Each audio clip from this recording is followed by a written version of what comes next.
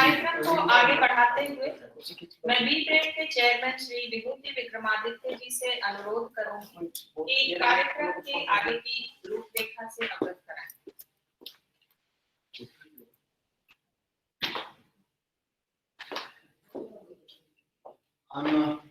I'm grateful that I have been selected to say a few words by Padma Vibhushan Dr. Anil Kapoor. He is a famous nuclear scientist of India and has been instrumental in India's nuclear program.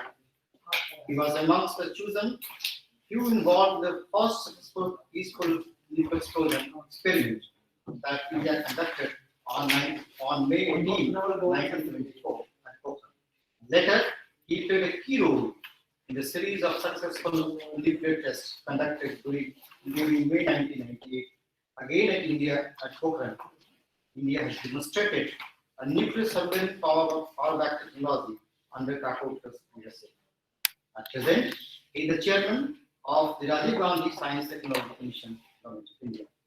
He was the director of Bharat in the year 1996 and was the chairman of Atomic Energy Commission and secretary to the Government of India. Department of Atomic Energy during the year 2000 to 2009. He was DAE, Dr. Homi Bhabha Chair Professor during 2010 to January 2015 and INA Peace Government Chair of Engineering Eminence during January 2015 to 2017. Kapoor has worked for the development of atomic energy program in India throughout his professional life.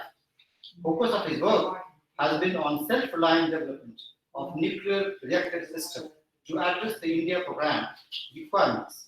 And deterred by the restriction imposed by the international community, he succeeded in developing various systems for pressurizing heavy water reactor in building the Dhruva reactor, starting from the conceptual stage in rehabilitation of Madras Atomic Power Station. Units 1 and 2 of which at one stage appeared to be on the verge of a return off following the failure of the moderator inlet manifolds. In conceptualization and development of advanced heavy water reactor that realizes the next generation objective through the innovative configuration of present day technology besides the use of thorium and such other technologies. Utilization of our vast thorium resources for energy production has received a special attention under Kapoor's leadership. He has created a roadmap for shaping the third stage of India's program, aimed at tapping the vast energy potential of our thorium resources, not only as a source of electricity production, but also as a primary source for other forms of energy use. A number of new technology areas such as accelerator, driven systems, high temperature reactors materials, and recycling technology, etc. have been nucleated for this purpose. Kapoor continued to be actively involved in program related to augmentation of thorium utilization in our nuclear power program and for development of non-fossil primary energy sources for meeting our overall energy needs. I thank Dr. Kapoor and I'll say that now he will have a lecture on this topic of getting knowledge there. Thank you so much.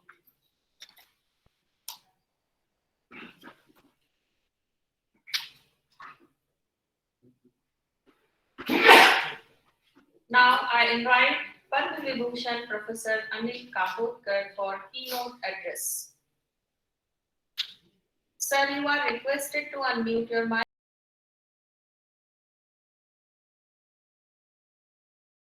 Now I invite Padma Vibhushan Professor Anil Kapoor for keynote address. Sir, you are requested to unmute your mic. Yeah. Thank you, sir. Dhanyawad. My PPT presentation, can somebody operate from the host end? Yes, sir. Yeah.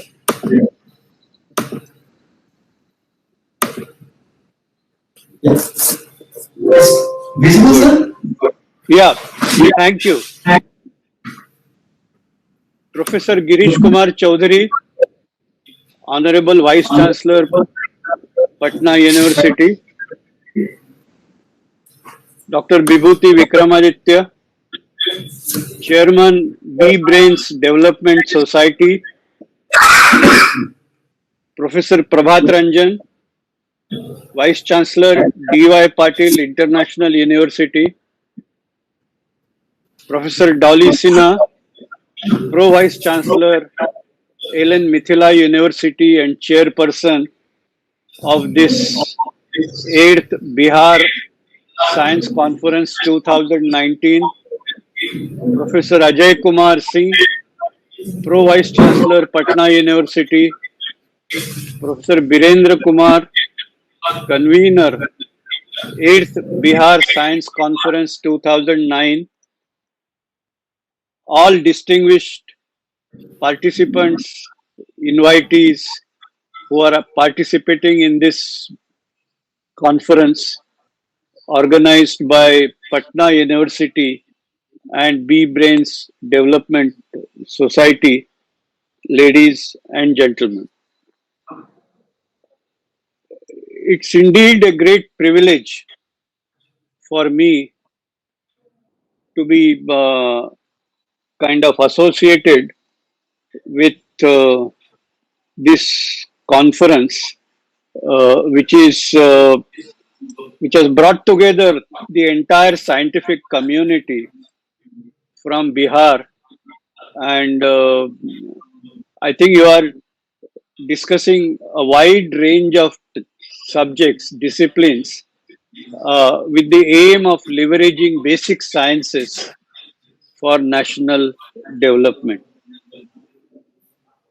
So it is in that context that I have selected this topic for the present lecture, Getting Ready for Knowledge Era. Can we go to the next slide, please?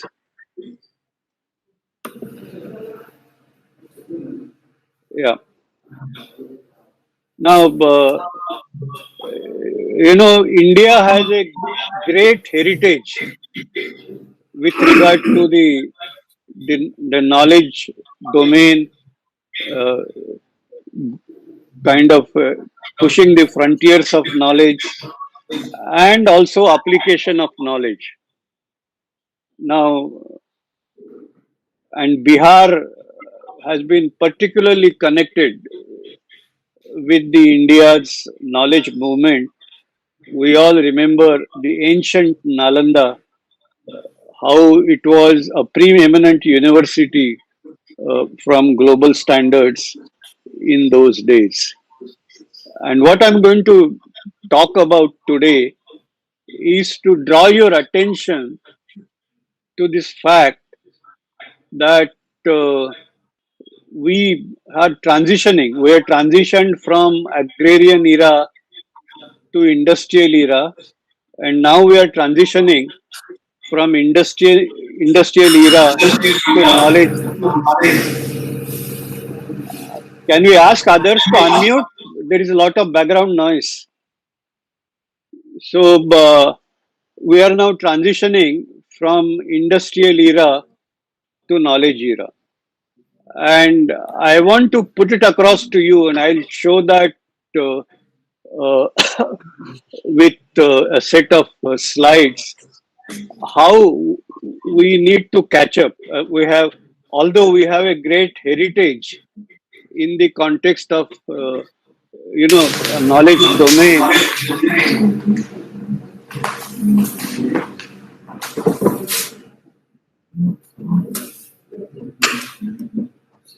I think there are some very large sounds coming.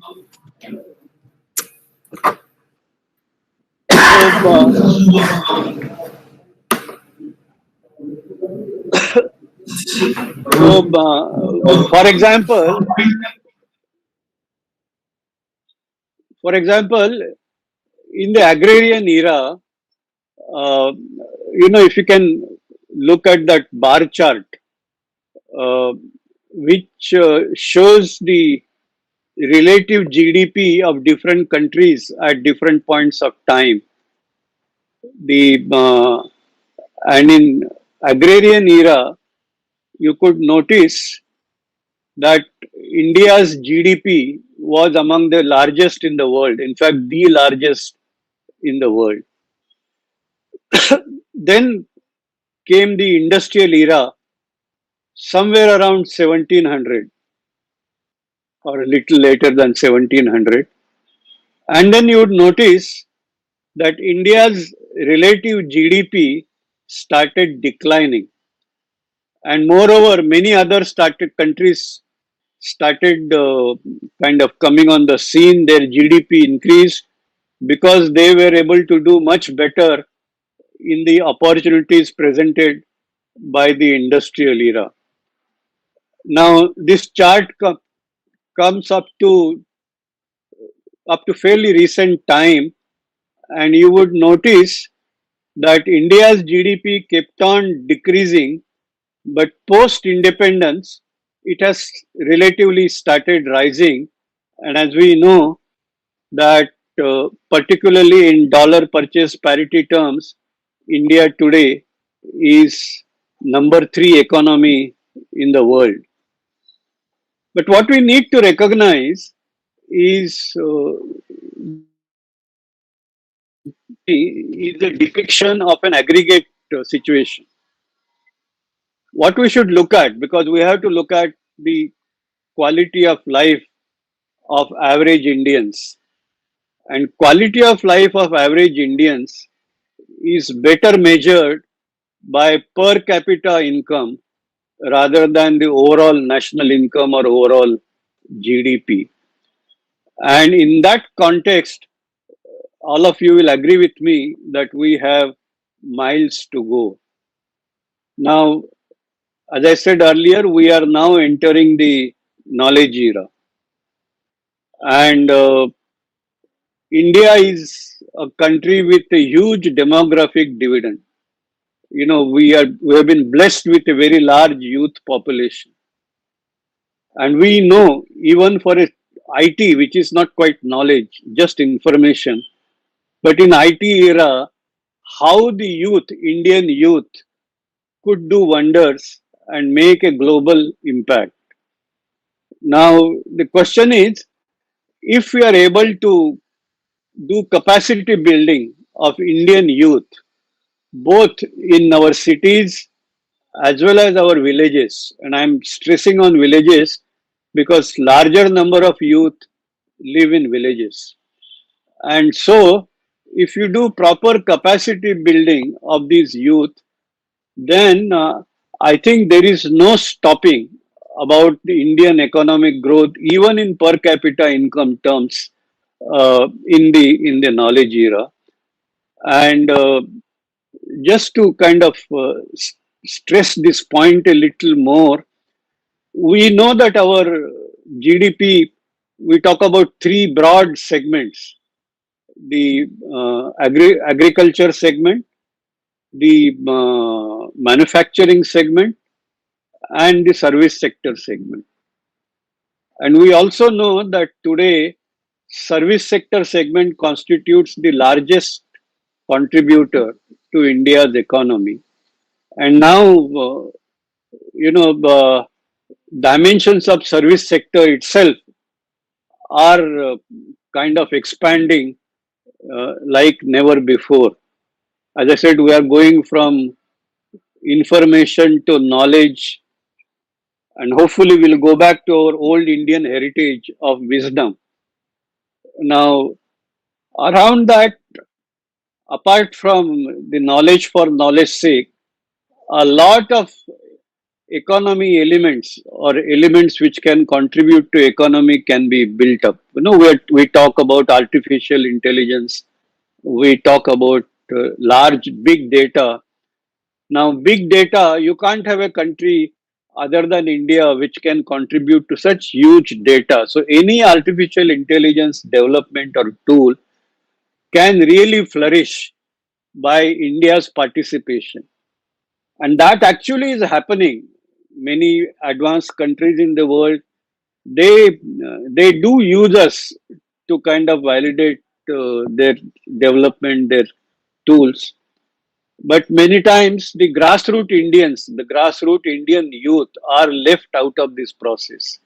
And I think we need to turn the dimensions or complexion of the knowledge activities in the country in a manner that we leverage Indian youth across the board, and that is what will make a huge difference to the country. And that, I think, is the central message that I want to deliver in this meeting. Now, I want to elaborate this point further, and for that, can we go to the next slide? Next slide, please. Yes. Now, see, this slide is a rather busy slide, and don't bother about the details, but it actually looks at the R&D expenditure of different countries in the context of the total GDP of the country, as well as in the context of the number of science technology equivalent, full-time equivalents in the country as a fraction of the country's population. Now, without going too much into the details of that figure, let me come to the messages that come out of this figure. I think the central message is we need to make our research and development investments more productive than they are at present. Actually, you will be surprised, but India's R&D expenditure is actually larger than Israel, larger than Canada, larger than Sweden, larger than United Kingdom, larger than Switzerland, larger than Finland, and a few other countries. Now, you would recognize that I am naming these countries in preference to the United States and China because they spend much more than us. And so, if they have better technologies or more comprehensive technology, or they do larger global trade on the basis of that, is understandable. But these countries which I'm naming, they actually do larger technology trade, technology development than India. You would recognize you have a lot of technology products from these countries which are operational in India. Now, in contrast, if you ask a question, if we are spending more money on R&D compared to these countries, then more of our technology products should be going to these countries rather than, in comparison with the technology products that we see uh, from these countries in India. And you will agree with me that is not the case. And that is where the aspect of efficiency of utilization of our investment comes in. There is another dimension to this. Many times one feels that no, India is a large country. We have to cater to too many people, so our resources might be getting spread very thin. Not true. The per full-time equivalent spending in India is not small. It is actually comparable to some of the best in the world.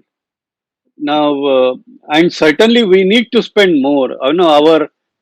We often talk about what is our R&D expenditure as a percentage of GDP, and that decidedly is very small, 0.8, 0.7%, somewhere there. And we always, every science conference, science congress, we have this articulation that it should go up to 2%. And it's nowhere close to that at this moment. And it's actually not increasing in a significant measure. Why is that? I think one is the number take to science should be larger.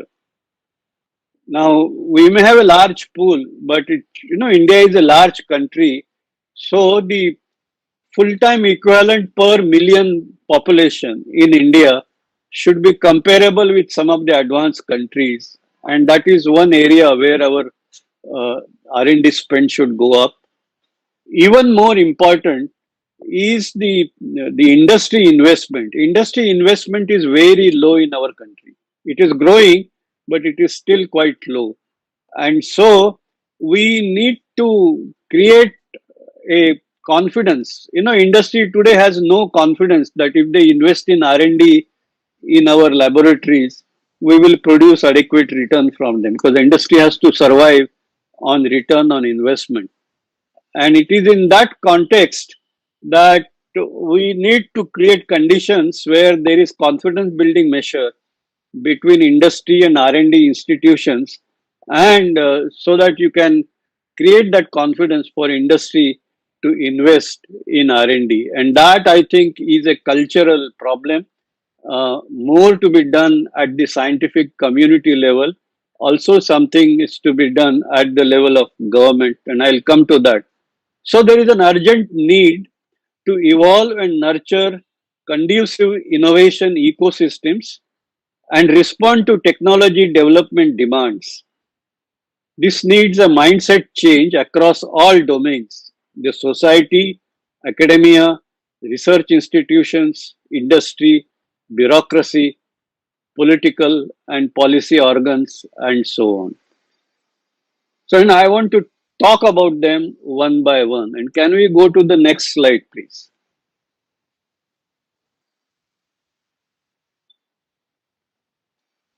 Now, in this slide, we're talking about drivers for competitive. I said that we do a lot of research. In fact, in the context of science technology indicators, which are published by Department of Science and Technology every year, you would find that India is doing quite well. In fact, in terms of publication record or the growth of publications, quality publication from India is about the fastest in the world. So we are doing quite well but in spite of that, we have miles to cover. And of course, in terms of technology, we still have serious challenge. So the drivers for competitive research, and I also want to talk about what should we understand by competitive research? Just publications, or it is something more? And it is in that context that I think this figure, which it's an old figure. I think it was published in a book in 1997, uh, Pasteur's Quadrant, the basic science and technology innovation. Now, this diagram, if you divide the space, total space of our R&D activities, we can look at it in the context of a vertical axis, which is quest for fundamental understanding, because that is what research is about. And on the horizontal axis, we kind of look at it in the context of consideration for use. Anything that we do, how it has make a difference to the society, to individuals, to the market at large. And that, uh, you would agree with me, is an important aspect of science and technology, because the whole evolution of humanities and how we have created amenities for ourselves, exploited resources, perhaps a bit too much, but it is all based on science and technology. So there is a basic component of scientific research, and there is an applied component of scientific research. So if you concentrate now on the top left hand quadrant, uh, which should be very high on quest for fundamental knowledge, but we don't really bother about whether it is useful or not. Some very aspects of very fundamental science are like that. And so this in this book, the author calls it Bohr's quadrant, because Bohr's scientific research, pure basic research, was of that category. It develops applications, not that it doesn't develop, it develops application, but it develops applications much, much later.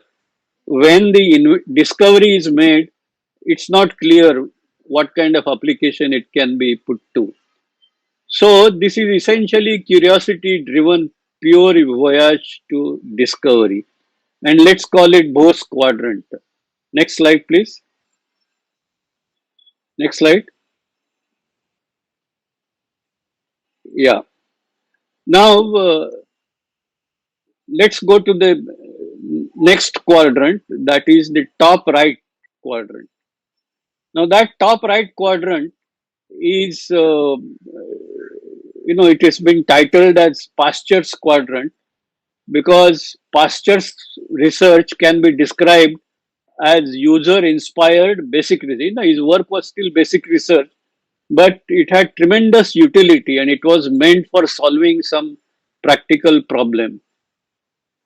So essentially, we are talking about work that locates the center of research in an area of basic scientific ignorance that lies at the heart of a social problem. And you will agree with me if you're talking, there are a large number of areas which need attention in this context. Now, so this is research which is very high in terms of quest for fundamental understanding, but also very high in terms of consideration for use. Let's now go to the third quadrant, which is the right bottom quadrant, which is the pure applied research, and it is being called Edison's quadrant. And it's actually inventor driven to solve a practical problem, whether it contributes to a basic understanding or not, or basic knowledge or not, is besides the point, but it solves a practical problem. And so, Edison's work, particularly the incandescent lamp, was of that category. And this is also equally important. Now, as long as we have work located in these three quadrants, I think everything is useful. But look at that fourth quadrant, the bottom left hand side quadrant, which is, it is neither a big contributor to quest for fundamental understanding nor has any practical utility. So the author calls that science that goes nowhere. And so end goal other than curiosity or application. In Indian context, we'll say end goal could be that we have a UGC requirement of so many papers before you get a promotion.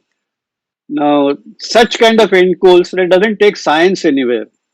And so the author says that he calls it science to nowhere and he puts a big cross on it. And on the other hand, I think the aim should be that we should focus research to the maximum extent in Pasture's quadrant. And even if we are doing work in Bohr's quadrant, which is important, we should see whether we can shift that work or result of that work into Pasture's quadrant, as well as if you are in the Edison's quadrant, we should see whether we can shift that work or results of that work or the corresponding basic science related to that work into Pasture's quadrant. And so our aim should be to do research which is consistent with what appears to be the attributes of Pasture's quadrant. And if you do that, you will find the Indian research will get greater and greater cutting edge. And I think this, I'm not saying that it is not there, but this is very, very minimal. And that is why Indian competitiveness, to my mind, is not at the level that one would desire. Can we go to the next slide, please? Next slide. Next slide. Yeah. So, what I said just now was one big cultural change that we must bring in our research and development. Now, there is still a question, we have to choose a problem when we want to carry out research and development. And when we want to choose a problem to carry out research and development, I think it should be done on the basis of what is a problem that is required to be solved. Today, I think a large amount of research is based on what is a problem that can be solved in a period of whatever time it requires to complete your dissertation, master's or PhD or whatever, or publications, achieve so many publication record. So you may have huge publication record, but it doesn't qualify for what I said earlier. Then the Indian science doesn't become very competitive. People say, yeah, there is a huge knowledge addition, but trivial knowledge addition, which I think doesn't take you. So how do you identify these problems? And there are many ways of doing that. From my perspective, I would say we simply look at the India's export import uh, items. You know, what are the major items of Indian imports and what are the major items of Indian exports? And you will find, you know, I would normally imagine that India would import raw materials which it does not have and carries out value addition and exports. India will not import raw materials which it has, and it will do value addition on its raw materials and export. And India will export finished goods more than raw materials. And only those goods which were not yet developed or which doesn't make economic sense to kind of build in the country, those we import. But if you look at this list, this is actually dated, but you can do search Google to prepare your own list. And you would find that top items of import and top items of export almost overlap. And that is not a good thing for our country, except for three items, that is vehicles, pharmaceuticals, and clothing. These are the three items where Indian exports are actually more than imports. And that is a good example of what is being done. Although one may ask, you must examine how much of it is because of R&D done by public funded institutions and how much of it is because of R&D done by industry. And so I come back to the point that industry investments, you know, wherever industry has invested in R&D here, unfortunately, most of it in its own institutions, they have produced results. Now, we must get the industry interested in the larger R&D ecosystem of the country. Then results. Today, that is not the case. Most of the other areas, you will find that India's imports are actually far exceeding. For example, you take iron and steel. It's India is, you know, lot of heritage, tremendous capability, tremendous resource, but our import is much more than export. Why is it? Why is it so? Or so like that, I think we must. So wherever we are unable to export, see, many cases we are unable to export because we are not competitive, and we are not competitive because our R&D inputs are have not addressed all issues that go to make a competitive product. And I think one should choose the problem to address using a consideration of this kind. There may be also other issues, there may be strategic issues, there may be a specific problem sector by sector, state by state, region by region. And I think we should choose problems from, you know, which get thrown up in that context. Next one, please. Next one. Yeah. Now I'm so happy that Professor Prabhat Ranjan is here in this conference. In fact, he is the reason why uh, I I am here with you. But we were together in TIFAC, and at that time we brought out this document, Technology Vision 2035. This is a big document, and that document is divided in 12 sectors. And this is just one page corresponding to one sector, education. But there is a section on materials, there is a section on habitat, there is a section on safe drinking water and air, like that, electronics, transportation, everything, the entire spectrum is covered.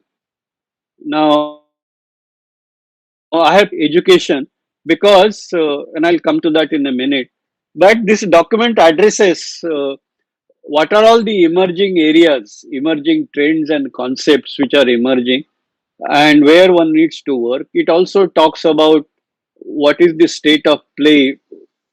Something may be ready for implementation, something may require some R&D to make it implementable. Something may be just in imagination requiring blue sky research. And but there are this host of technologies, and then we must leverage these kind of emerging concepts, emerging trends, and make sure that we are up to date on the future technologies, because that is where the world is moving. I picked up this chapter or this section on education because we are talking about, as I said in the beginning, I talked about empowering Indian youth. And if you want to empower Indian youth, we have a huge gap to cover between an average Indian youth and an average youth in advanced countries. And in that, we should include many of our Indians who are learning there, studying there. Now, I think there is a need that we bring our Indian youth on par with the best of education which people in advanced countries are receiving today, and that itself is going forward, particularly in the domain of education. And we have a bigger challenge. India, our economy is growing, but our disparities are also growing. And I'm not going deep in that because today is not a topic to discuss disparities. But one of the key to avoid or eliminate disparities is education. And you would agree with me that between cities and villages, again, there is a huge disparity.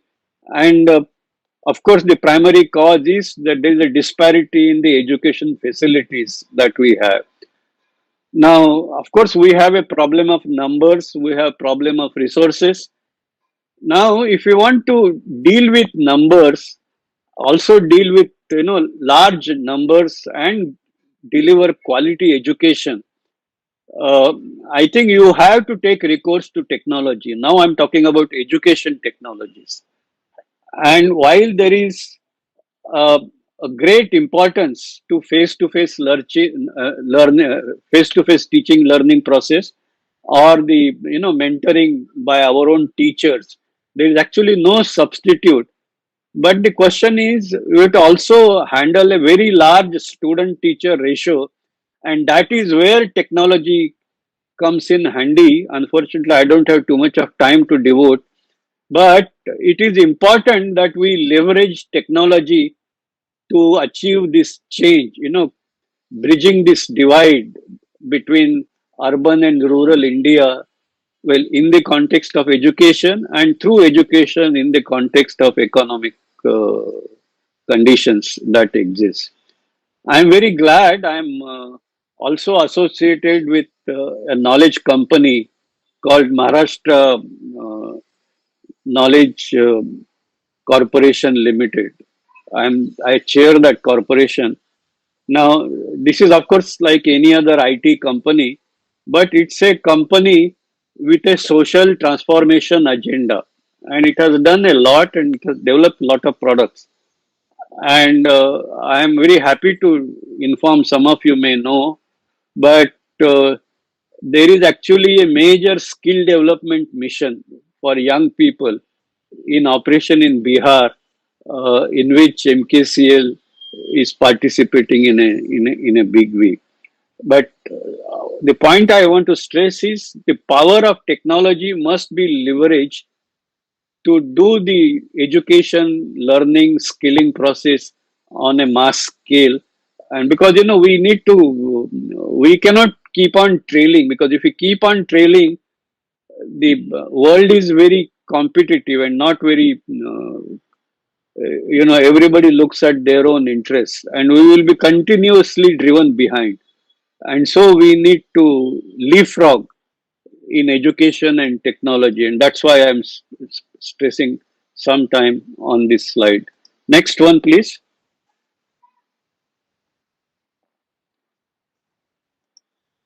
Next one. I think you can skip this slide. Go to the next one.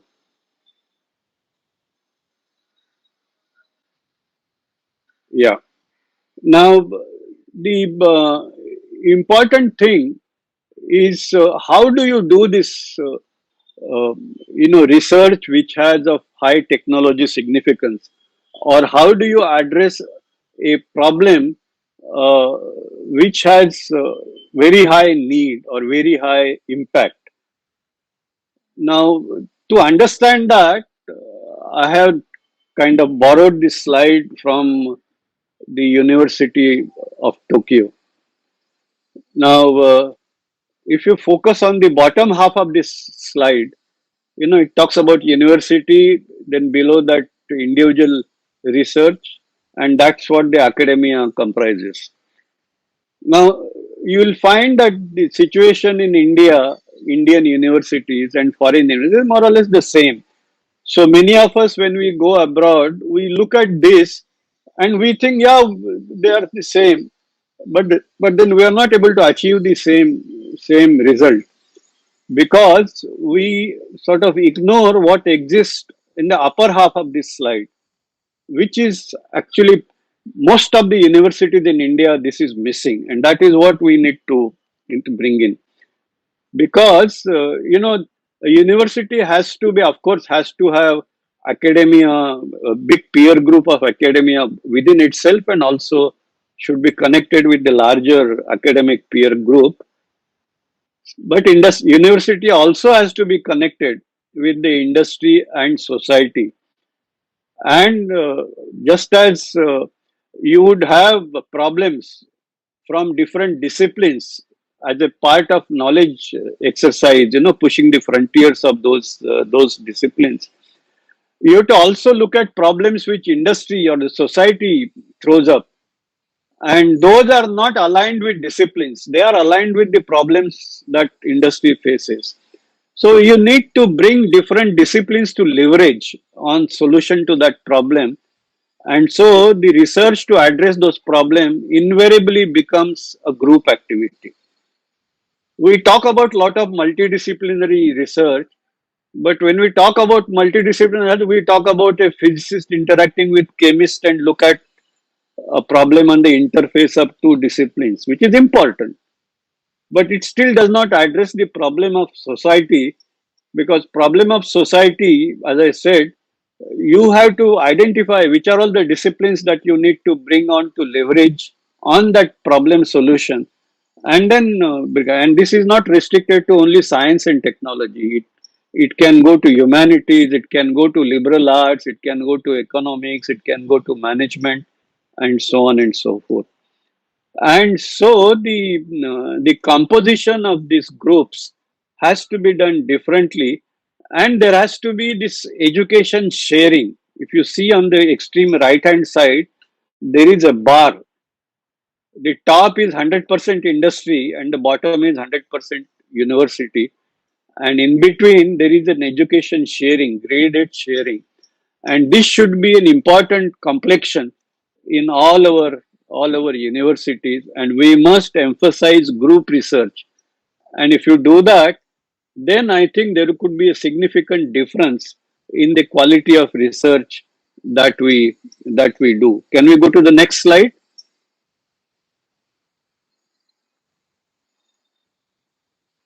Next slide, please. Yes. Now,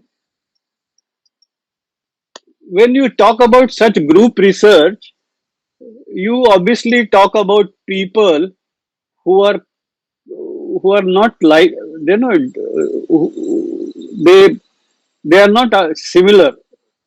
The characteristics of people working in basic science discipline and people working the science but engineering, their mindsets are quite different. the requirements are quite different. Their output is not necessarily identical. Now, you want a diverse set of people to participate in group research, you must have all of them working together. And then the question is, how do we evaluate their contribution? If you say that I will evaluate all contribution on the basis of the papers, because those are the present yardsticks for promotion, you will never have good contribution coming from an engineer or an applied scientist, and you would use them more as service people, and that will never allow you to solve the problem on one side and not take that applied science to a very high level of excellence. Now, on the other hand, if you are now an engineering institution and you do recognize everything on the basis of the the value system which is relevant to such people, and then you have, because you then you will always be doing incremental work, you will never do the disruptive technology, because that requires out of box thinking, that requires some new phenomena which may have been discovered recently to be brought in. Now this requires people who are engaged in fundamental research, and if you now say that I will ask somebody who is in fundamental science, you tell me how many patents you have taken, tell me how many products you have created, what is the level of commercialization, that also is not good. So my you need a yardstick which is flexible, which recognizes everything which is consistent with the institutional mandate, and it is not kind of uh, sharply weighed down on one side or the other. There must be respect. Every that's what Mahatma Gandhi said. Even sweeping is important. He himself used to sweep while he was dealing major international challenges or domestic challenges. So, to my mind, and of course, let me tell you a bit about why co-working. I already said group research, but why such co-working is important. So at the bottom of this figure, you have three figures which are also from the same technology vision 2035 document. And so take the case of transportation, particularly. So the two figures at the corners, left corner and the right corner, are actually for the the rail transport. The right hand bottom is the high speed bullet train. The bottom left corner is the magnetic levitation based train, maglev train. And on the side, I have put characteristics of, on the left hand side, fundamental research institution, on the right hand side, applied research institution. Now, if you are in an applied research institution, they also improve technology. And let's say you have current technology for railways and you have a railway development institute, something like that. It will evolve, it will keep on. And, Indian railways also are improving and evolving. But this will be improving an existing product. And this development will be at best evolutionary, which is important. Now look at the left hand side. We're talking about fundamental research. Their focus is pushing frontiers of knowledge. Now, suddenly, if such research is also has an atmosphere of shaking hand with application domain, then you can bring out some new innovative products. If I had to give an example, India is so strong on material science, and I think on basic research plane, Indian capability is comparable with the best in the world. But we miss the microelectronics revolution completely. We miss the quantum, the devices based on quantum dots, quantum wells completely. and we are importing all of them. And in fact, many of us, even in basic research, we demonstrate these institutes, these devices with great pride as our resource. Sometimes people say, Raman effect was invented in India, but if it's a Raman spectrometer, most probably we import. Now, why can't such things be made right in India? So, talking about this railway example, let us say in fundamental research, you have a, some group working on electromagnetics. And that group, I put it to you, is in a better position to talk about maglev development than people who are doing the mechanical transmission for railways.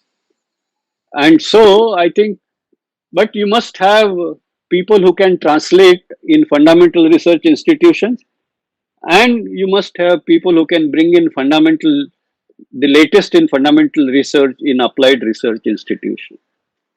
And it is only then that you can, progressing on evolutionary path is extremely important. Most of the progress is on evolutionary path, but out of box development, creating disruptive technologies, because they create inflection, and that is equally important or maybe more important.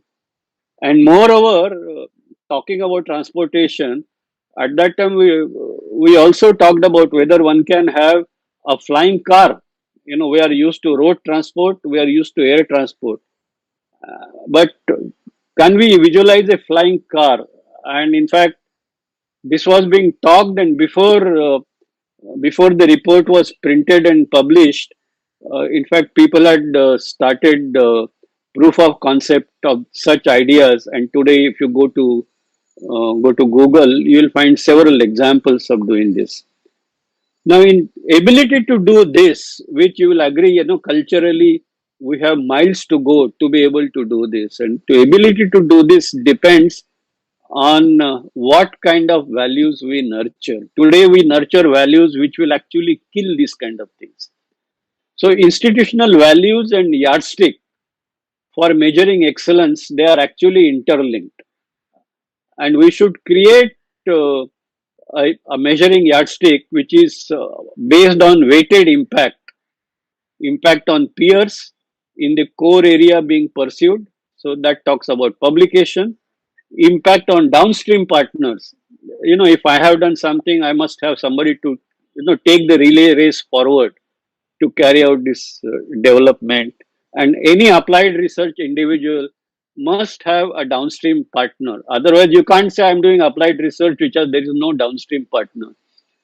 And most importantly, impact on the society and industry, not just by exciting people that look, India is kind of, we have many scientists who are abroad, they have done great research, so they are Indians, so we are happy. We are happy.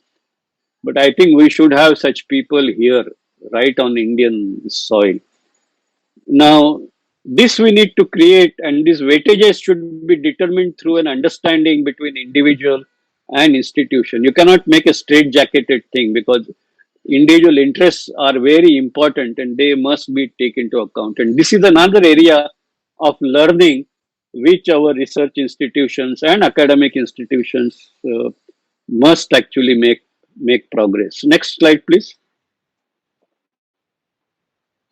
Now, when the research translation is not very easy. Many times we feel that we have done some development. Children many times get into the mood that I have created some proof of concept experiment. I'm showing that it works in the lab, and I feel that I have developed technology.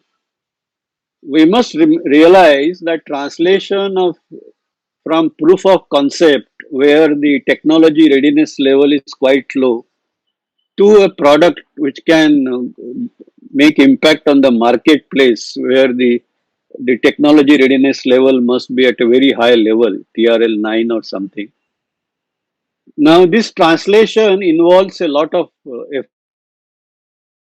effort, And in fact, many people define different valleys of death at different stages of this translation.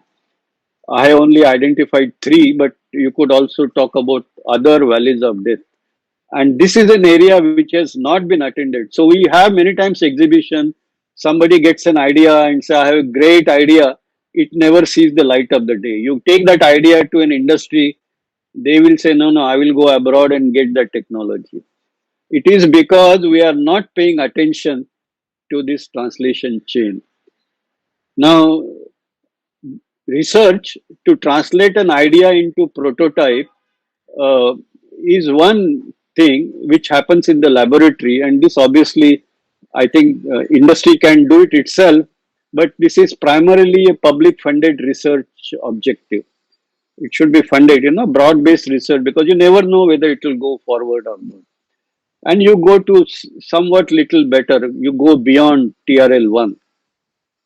Now you're talking about development. From the prototype, you need to create a model which which can go to manufacturing stage. Now this development is actually a bigger exercise. Uh, and many times you will find that public funded efforts will not allow this kind of funding that is required. These have to be normally done together in academia industry partnership with an additional government funding. So a public private partnership model. For example, the models we have in the form of technology development board or BIRAC or so, these are all institutions which can support these kind of activities, but recognize our resources that we spend on these efforts are actually small compared to what is required. And I would imagine that we should scale it up by at least an order of magnitude, if not couple of orders of magnitude, to make a big thing. And that's one change that we need to do. Having reached the manufacturing stage, it still doesn't go to the real life use, because many things you make the first product, it still fails, because there is that aspect of user acceptance. There is the market thing. There are many, we know many products which were very good but they failed in the market, and so there is a lot of effort in bridging that gap, and that is primarily the job of industry. So if you create an ecosystem where all these things are done with synergy, I think India will certainly do much more. Things are changing, but I think changing rather slowly. And the world is not waiting for us. World is moving much faster. Can we go to the next slide, please?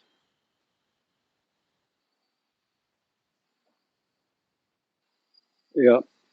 Now, just to what is in this table, this is actually a study done by National Foundation for American Policy, and the study is titled "Immigration and Billion-Dollar Startups." NFAP policy brief. It was brought out in 2016. Now it says that it's an American study. So the immigrants who have come to America from different countries, and it looked at the number of billion-dollar startup companies created by such immigrant founders. And that study actually revealed that India is on top of that list, 14, compared to many other countries. Now, we've been examining what is it that we need to do in India to make it competitive and all. We have been talking about how to improve the situation with respect to education. But the fact is that whatever we have, many of our students, the brighter students, they go abroad, and these immigrant founders of billion-dollar startups are within some of those bright students who have gone abroad, and there they can flourish, and India can become number one country in United States in this respect.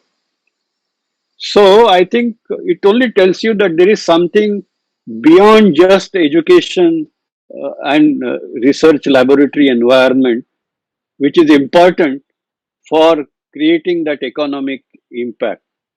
And that, of course, is a matter more for the policy makers uh, in the government, as well as how to bridge this relationship between public and private.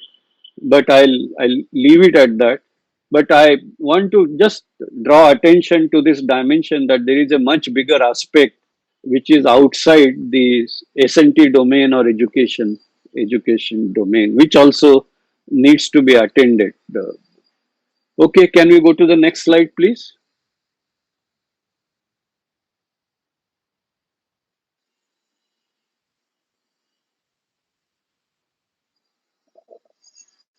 I think let us skip this next one.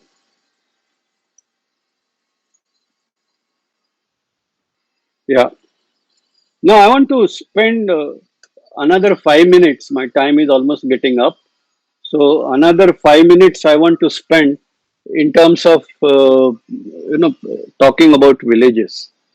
As I said, two-thirds of India lives in villages, and we talk about village economy. We must recognize that village economy, of course, it consists of agriculture, but there is a large amount of very small land ownership, maybe an acre or smaller than that, or even 2 acres. Now that size of piece of land, it does not support the livelihood of a family purely on agriculture. So why, and the number of households on an India-wide survey, the number of households which can actually make a living out of agriculture is around 30%. 30% of the rural households. So we have to deal with 70% of the household in rural areas about their income. So now, allied activities in agriculture, of course, there is a big emphasis there. Then, there are 50% people who do not have any land at all, and they are working as daily casual labor or some such thing.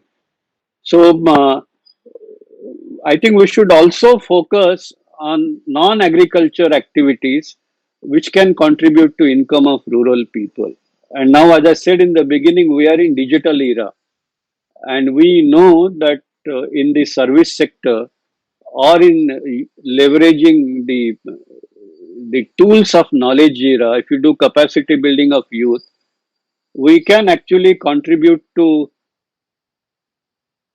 the economic growth of rural sector, just as the same way as IT has done in the context of IT revolution and the economic benefit India got. So, so I think we need to focus on capacity building of rural youth, including school children, uh, in the context of the digital age, so that they become empowered to leverage opportunities of digital age, contribute to the service sector income. They can also contribute to knowledge leveraging on agriculture or knowledge leveraging on manufacture, because today these are all possible. You can have decentralized manufacture, some of it can be in villages. So if you do that, then I see no reason why the average income in villages, why talk about making it double? It can be 4 or 5 times. So, and we can catch on if we particularly focus on villages in preference, then we can catch on and bridge the urban rural divide. As the urban income improves, see today urban income is roughly twice that of rural income. Urban income will grow, rural income will grow, but we must accelerate the growth of rural income and bridge the gap between urban and rural India. And similarly, we must accelerate the growth of Indian income and bridge the gap between India and the best in the world. And if you want to do that, Just like we talk about an innovation ecosystem in the modern sense, in the context of cities, we should talk about an innovation ecosystem in villages.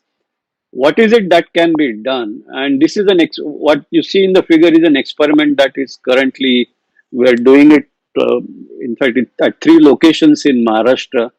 And the idea is that you connect a knowledge institution, preferably a university which is existing in rural setting. If it is not existing, create a university in a rural setting and create some facilities for technology demonstration where the local people can see and leverage those technologies for their own livelihood. Similarly, engage with school children using modern technologies and make them competent to leverage opportunities of knowledge era, and then sort of expose them to opportunities which exist right in villages.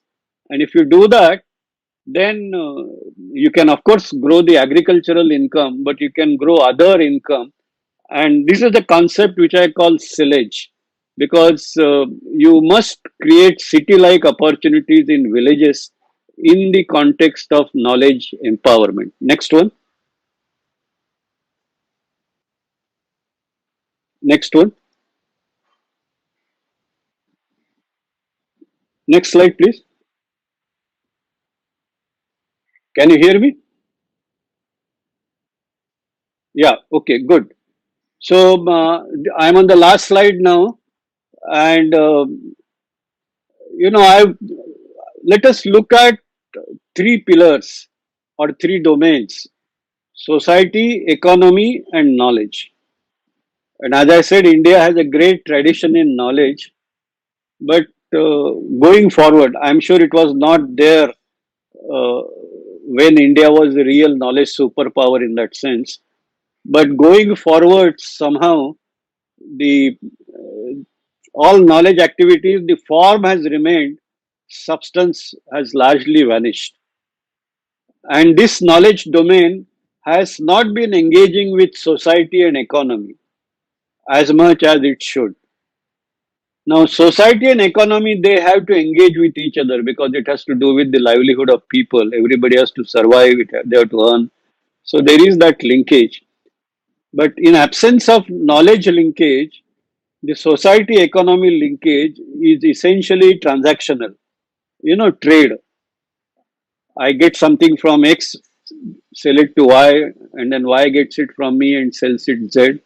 And this transactional society uh, is what has flourished. In fact, the transaction has to be there everywhere, so it is there everywhere all over the world,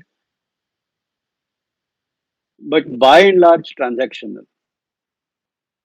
Imagine that knowledge starts engaging with society and economy in a very deep sense. Then part of that transactional mindset or transactional activities, they actually get converted into entrepreneurial activity, creating something, new creation of new value. And that uh, actually changes the society from a trader's mindset to a society which is wiser, society consisting of enlightened people, society which has values. And it is my hunch, a strong hunch at that, that if you do that, then not only technology will flourish, because now you are creating technology to solve problems of the society, economy. So technology products will become more competitive, but will also become a wiser society, a society of values. And the degeneration that we in society will not be of the kind that we see today. So I think moving towards knowledge society or knowledge domain is of crucial interest to India, and the responsibility for achieving that, to my mind, primarily is on our universities and research institutions. And we must together strive to create the necessary cultural transition uh, to realize our ambition.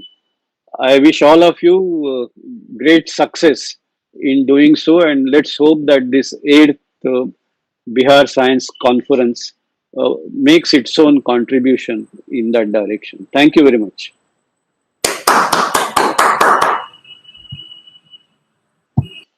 Sir, for enlightening us with such an informative and guiding light of knowledge. With this keynote address, we are concluding the inaugural session. To join technical sessions, kindly switch over to the link provided.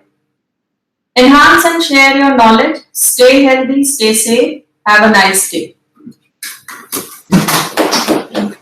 Thank you.